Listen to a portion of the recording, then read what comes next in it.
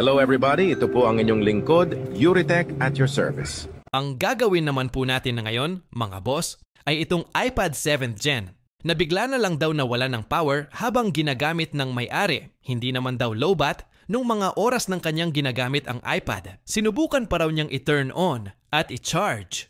Pero hindi na talaga nag-power ang kanyang iPad.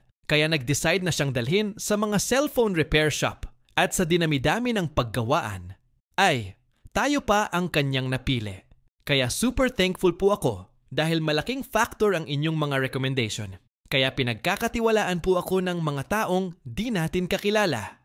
At sa dami po ng diagnosis na ginawa ko, ay nakumpirma ko po na ang main issue po ng iPad ay ang kanyang CPU. Low current po kung tawagin naming mga technician ang naging problema ng iPad at ang solusyon po sa mga ganitong problema ay none other than but to reball the CPU chip.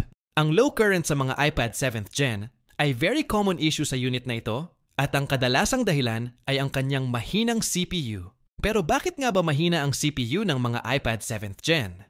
Ang iPad 7th Generation na inilabas noong 2019 ay madalas ituring na may mahina na CPU kumpara sa mga mas bagong modelo dahil gumagamit ito ng A10 Fusion chip na unang ipinakilala pa noong 2016 sa iPhone 7. Narito po ang ilang dahilan kung bakit po ito itinuturing na mahina. Number 1 ay luma na po ang hardware. Noong inilabas po ang iPad 7th Gen ay 3 taon na po ang lumipas mula nang ipakilala ang A10 chip. Ginamit ito muli ng Apple upang mapanatili ang mababang presyo, ngunit nahuhuli na po ito sa performance kumpara sa mga mas bagong modelo ng mga iPads. Number 2. Mahina sa multitasking. Bagamat sapat ang A10 para sa mga simpleng gawain tulad ng pagbabrowse, panonood ng video, at paggawa ng notes, nahihirapan po ito sa sabay-sabay na paggamit ng apps, mga bagong laro, at mga creative apps tulad ng video editing o komplikadong drawing tools. Number 3.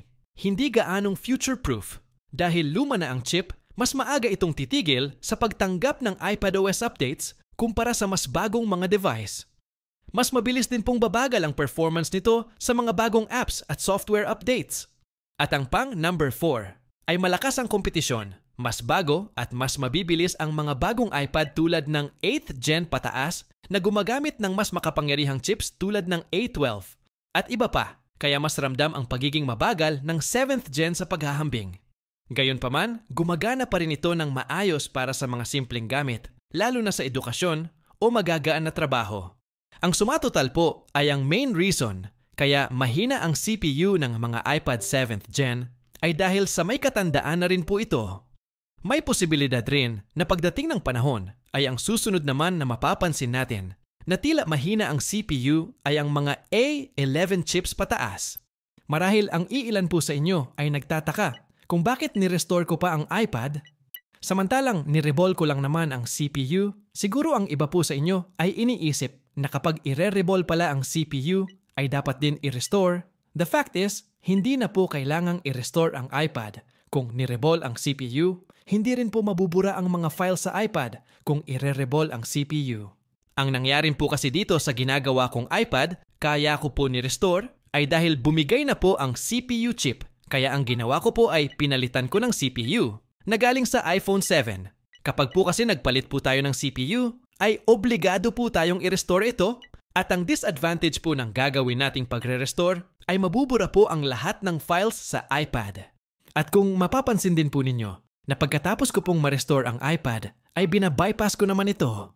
Obligado po ang pagbabypass sa unit dahil hindi po natin ma-activate ang iPad tulad sa normal procedure na activation sa mga Apple devices dahil hindi po ito ia-allow ng server ni Apple. Dahil malalaman ng server na hindi match ang CPU at ang motherboard, ang laging ire-reply ng Apple server ay cannot get the info kaya ang tanging paraan para makalusot tayo sa activation setup ay ang pagbabypass sa iPad.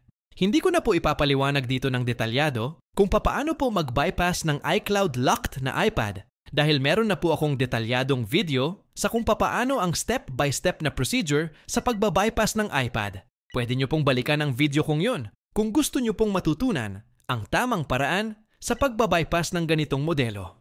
Sana po ay nag-enjoy kayo sa panonood at the same time po ay natuto sa video natin ngayon. Ako nga po pala ang inyong lingkod Yuritech at your service.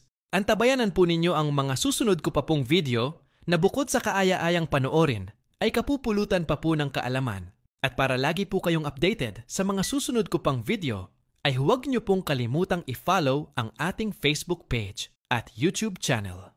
Hanggang sa muli po. Salamat!